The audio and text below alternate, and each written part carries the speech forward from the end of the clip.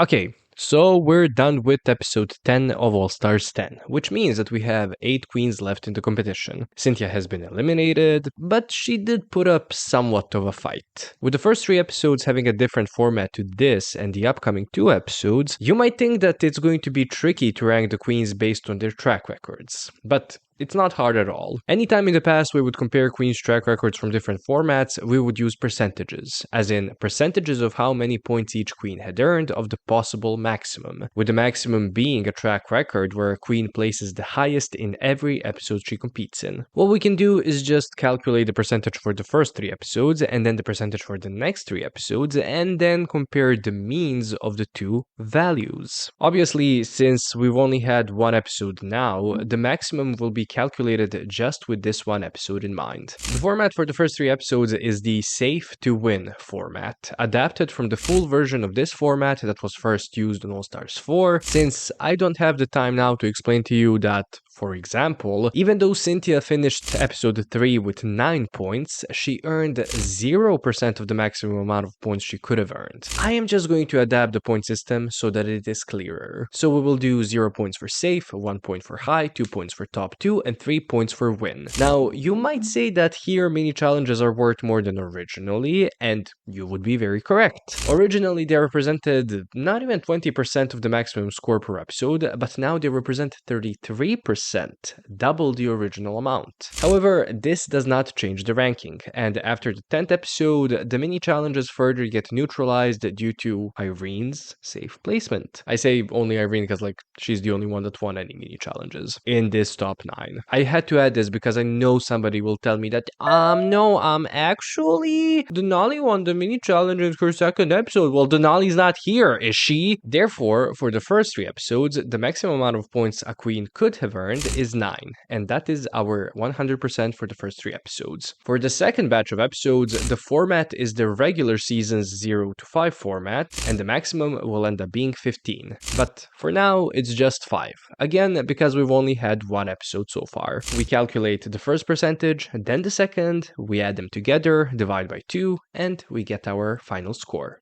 If you would like to help the channel, since YouTube hates its creators, you can like this video or dislike it for all I care. Leave a comment and, of course, make sure you're subscribed. You can also become a member of the channel. And I want to thank everyone, all of these lovely people here who have become members so far. They have seen this video before the rest of you, and they already have other videos to watch. Some of those videos being channel exclusive content. Now, let's get back to the video. You will see that a lot of the placements here align with the placements in the episode, which is why Mistress Isabelle Brooks is last in the ranking. She has only earned a little less than a third of the points she could have earned so far. And it's interesting that they're centering the story of the season on Mistress, given how poorly she's doing in the competition. Of course, she's always going to be in the spotlight, or rather, she's going to make the spotlight be on her, making her this season's main villain. However, her competition performance isn't really up to par, so once she gets eliminated in the finale, because you know that they cannot have the finale without her, I don't know if it will be as satisfactory as it could have been.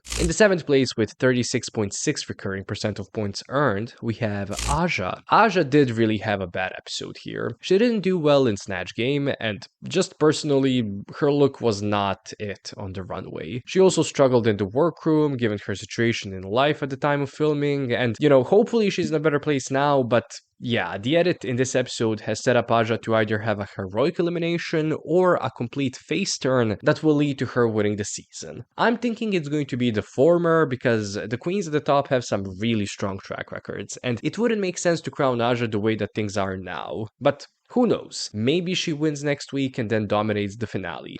We'll see. In the 6th place, it's Lydia. For how strong of a showing Lydia has had in the first 3 episodes, I'm a little shocked at her low placement in this episode. To me, she could have easily been called safe, and even one of the safe queens could have been high. Even though Lydia did have an impressive showing in her first 3 episodes, all things considered, her low placement here does make me believe that the production does not see her as a possible winner. Since there are so few episodes left until the finale, every placement counts. So a low placement in this episode, I think pretty much could disqualify someone from winning the season. And during her bracket, I did have minimal ideas that she could win here, but Yeah, not anymore. The Save Queens, however, yeah, I think they could still win the season.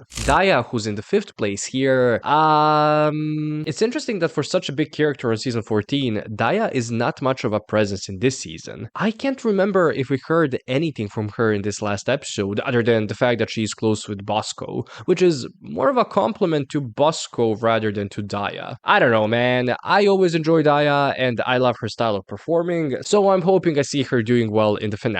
Bosco, whom I just mentioned, is up next. And first of all, she should have been high this episode, but also she should have been shot for that runway look. What the hell was that? Bosco keeps making Ru crack up anytime she opens her mouth, which is, of course, a good sign. The bad sign, though, she isn't that great of a performer. She has definitely improved since season 14, but there are some really strong competitors in this top 8 that I am worried about Bosco. If I were to be fully delusional, yeah, I would say that there's still a chance for Bosco to win the crown, but I don't know. How does she survive 3 rounds of lip syncs? I really think it's going to be one of the queens in the top 3 here, taking the crown. In the 3rd place, it's Jorgeous. I'm going to say something that might shock some of y'all, but I do not mind Jorgeous. In fact, in episode 10, she was low-key my favorite person. 2nd best for Snatch Game, undeniable number 1 on the runway, so like, why didn't she win? They don't give her a lot of confessionals, which is a good thing for her, and she has had a pretty solid track record. I wonder if she'll be taken out next week or in the finale because she's like doing too much in her performances or something like that. I don't know, but I'm excited nonetheless. In the 2nd place, it's Irene, the alien. Honestly, crown her. I mean, truly. And I said this after bracket 1,